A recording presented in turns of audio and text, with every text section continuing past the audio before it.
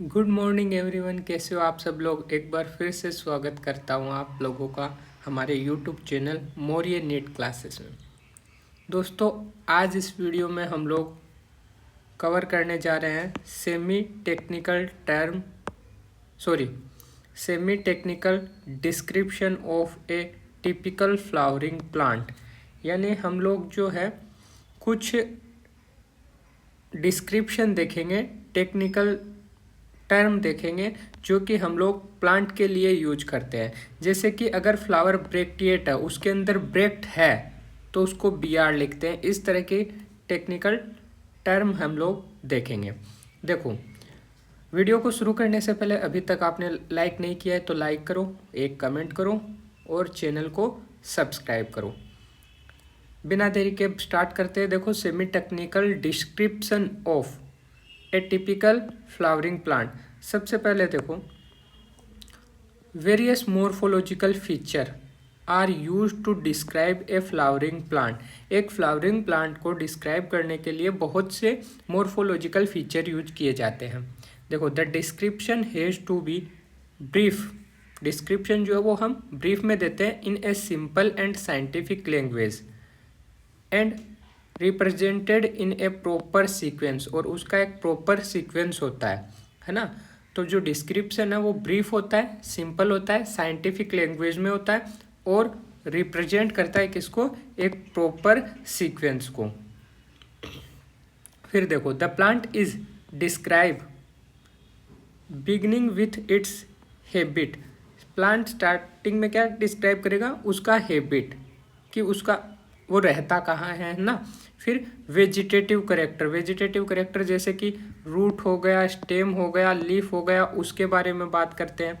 And then flower character. उसके बाद जब वेजिटेटिव करेक्टर हो जाता है उसके बाद रिप्रोडक्टिव करेक्टर यानी कि फ्लावर करेक्टर की हम लोग बात करते हैं।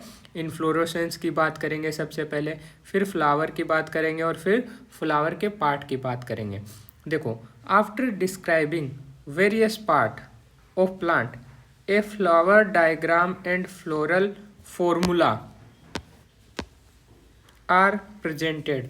यानी जब हम लोग क्या कर लेंगे, फ्लावर के बहुत से पार्ट को डिस्क्राइब कर लेंगे, उसके बाद हम लोग फ्लावर डायग्राम की बात करेंगे, फ्लोरल फॉर्मूला को रिप्रेजेंट करते हैं, है ना।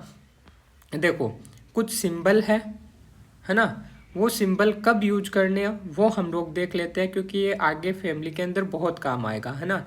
जैसे कि अगर फ्लावर के अंदर ब्रेक्ट है, अब ब्रेक्ट प्रेजेंट होता है, एब्सेंस होता है, वो सारी बातें हम लोगों ने पहले जब थ्योरी की थी तब कवर कर ली थी। अगर आपने पीछे वाली वीडियो नहीं देखे हैं तो जाके देखिए। देखो, जब ब्रेक्ट प्रेजेंट है तो फ्लावर को हम लोग ब्रेक्टिएट बोलते हैं, जब ब्रेक्ट फ्लावर के अंदर नहीं होता है तो ई ब्रेक्टिएट बोलते हैं। उसके लिए सिंबल यूज क्या करेंगे, अगर ब्रेक्टिएट फ्लावर है, ब्रेक्ट है फ्लावर में, तो उसे बी आर से रिप्रेजेंट करेंगे। और फ्लावर नहीं है, फ्लावर ई ब्रेक्टिएट है, तो उसे ई बी आर लिखेंगे। क्लियर है। हाँ, नेक्स्ट पॉइंट देखो, अगर फ्लावर एक्टिनोमॉर्फिक फ्लावर है तो ये सिंबल यूज करना है। जाइगोमॉर्फिक फ्लावर है यानी बाइलेटरल सिमेट्री, तो ये यूज कर सकते हैं हम लोग, या ये यूज कर सकते हैं, या ये सिंबल यूज कर सकते हैं। ठीक है। बाइसेक्सुअल फ्लावर में अपन को मेल भी दिखाना है और फीमेल भी दिखाना है ना। देखो, ये किसका सिंबल है, मेल का, और बाइसेक्सुअल है तो उसमें फीमेल भी होगा, ये फीमेल का सिंबल है ना। दोनों को रिप्रेजेंट करना है। यूनिसेक्सुअल मेल है तो ये सिंबल, यूनिसेक्सुअल फीमेल तो ये सिंबल। यूनिसेक्सुअल मेल को स्टेमिनेट फ्लावर बोलते हैं और फीमेल को पिस्टिलेट फ्लावर बोलते हैं। क्लियर है। फिर देखो, एपिकेलिक्स होता क्या है। देखो, जो केलिक्स होता है फ्लावर में, जो केलिक्स होता है ना, ये ग्रीन कलर की पंखुड़ी होती है केलिक्स, उसके बाहर एक लीफ लाइक एक्स्ट्रा अपेंडेजेज होती है जिसे अपन एपिकेलिक्स बोलते हैं, है ना। अगर एपिकेलिक्स प्रेजेंट है तो ईपीआई या ईपीआई के, है ना, या तो एपी लिख देंगे या एपिक लिख देंगे। ठीक है। फिर देखो, केलिक्स के लिए क्या लिखेंगे, केलिक्स का जो सिंबल है वो यूज करना है अपने को के। क्या यूज करेंगे, केलिक्स का सिंबल यूज करेंगे के, है ना। अब देखो केलिक्स का सिंबल यूज करेंगे के, कोरोला का सिंबल यूज करेंगे सी। इतना क्लियर। अब उसके बाद केलिक्स में जो सेपल है सारे के सारे फ्री भी हो सकते हैं और फ्यूज भी हो सकते हैं।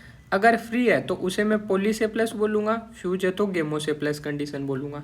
अगर फ्री है पॉलीसेप्लस कंडीशन है तो उसको के एन, एन क्या है यहाँ नंबर है, मानो 5 सेपल है, 5 सेपल है तो एन की वैल्यू क्या रख दूंगा 5, है ना। देखो के से रिप्रेजेंट कर दिया।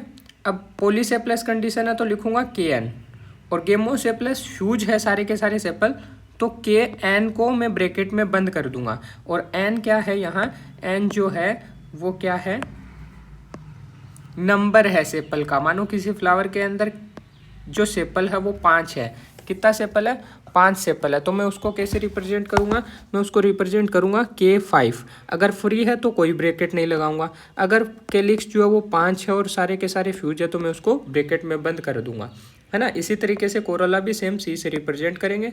अगर सारे के सारे पेटल फ्री है तो पॉलीपेटलेस कंडीशन, फ्यूज है तो गेमोपेटलेस कंडीशन, है ना। फ्री है तो इस तरीके से डिनोट करेंगे और फ्यूज है तो एन को अपन ब्रैकेट में रख देंगे। पेरियंथ क्या होता है, ये जो केलिक्स और कोरोला है इनके फ्यूजन से पेरियंथ बनता है। पेरियंथ की यूनिट को अपन टेपल बोलते हैं, है ना। अगर फ्री है तो पॉलीफाइलस या पॉलीटेपलस कंडीशन, फ्यूज है तो गेमोफाइलस या गेमोपेटलस कंडीशन। ये सारा पढ़ा हुआ है अपने ना, पीछे वाले वीडियो में मिल जाएंगे आप लोगों को। पी से इसको डिनोट करेंगे, पी एन जब फ्री है तब लिखेंगे, पी ब्रैकेट में एन जब फ्यूज है तब लिखेंगे, ठीक है।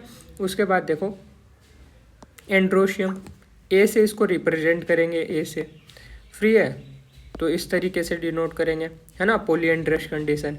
अगर फ्यूज है कोहेशन कंडीशन है तो अपन ए एन को ब्रैकेट में लिख देंगे, है ना। समझ रहे हो ना, जैसे ए एंड्रोशियम अगर 5 है और फ्री है तो इस तरीके से लिख देंगे। एंड्रोशियम में अगर जुड़े हुए हैं तो A5 ब्रैकेट में बंद कर देंगे, ठीक है।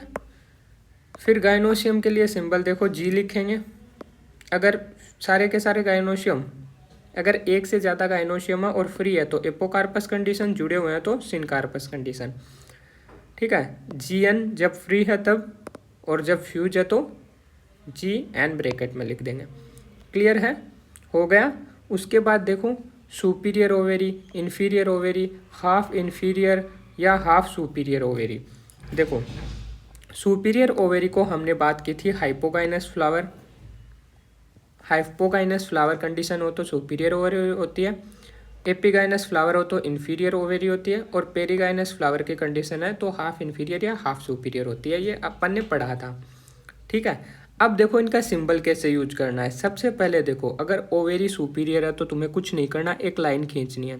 इन्फीरियर है तो भी कुछ नहीं करना, एक लाइन खींचनी है।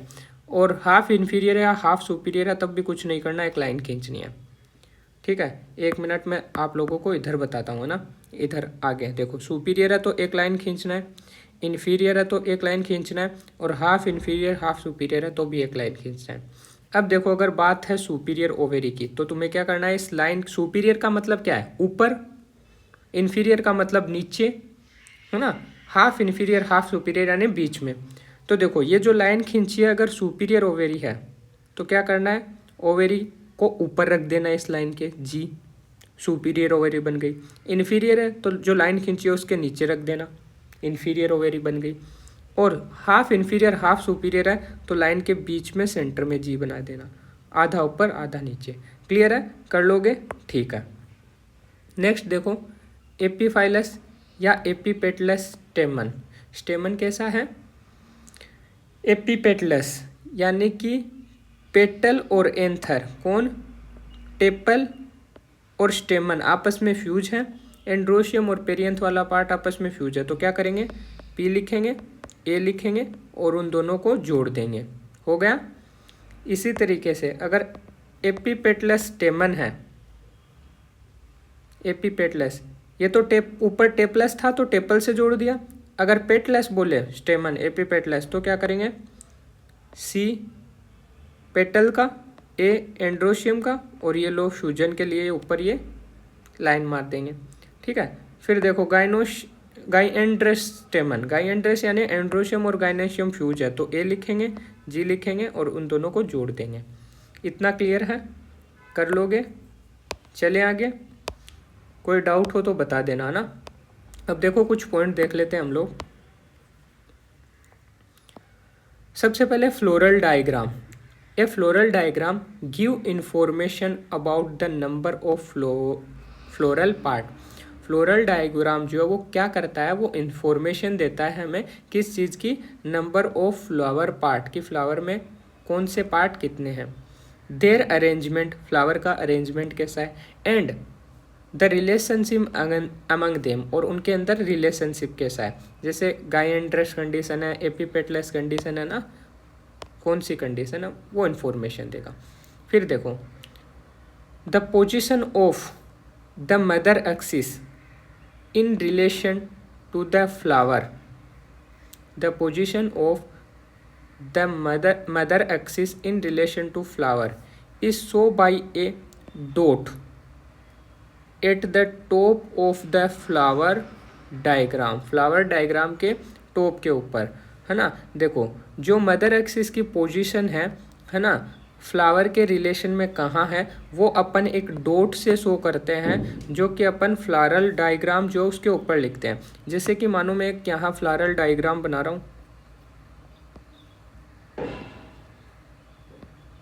ठीक है। तो ये मैंने बनाया सेपल, अंदर होगा पेटल, ये एक रफ डायग्राम मान लो यार, ऐसे ही, है ना। उसके बाद मानो एंड्रोशियम,